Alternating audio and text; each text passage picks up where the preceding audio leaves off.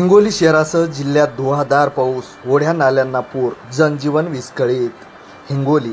भारतीय हवामान विभागाने वर्तवलेल्या अंदाजानुसार हिंगोली शहरासह जिल्ह्यात जोरदार ते अतिजोरदार पाऊस कोसळत असल्याने ओढ्या नाल्यांना पूर आले आहेत. या पावसामुळे जनजीवन विस्कळीत झाले असून काढणीला आलेल्या सोयाबीन पिकाचेही मोठ्या प्रमाणात नुकसान झाले आहे. 26 सप्टेंबरच्या रात्रीपासून सुरू असलेला पाऊस आज दिनांक 27 सप्टेंबर रोजी सकाळी 7 वाजेपर्यंतही सुरूच आहे.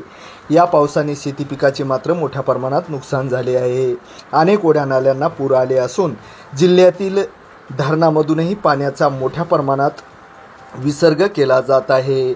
धरण प्रशासनाच्या वतीनेही धरणाच्या खाली असलेल्या लोकांनाही सतर्कतेचाही इशारा देण्यात आला आहे.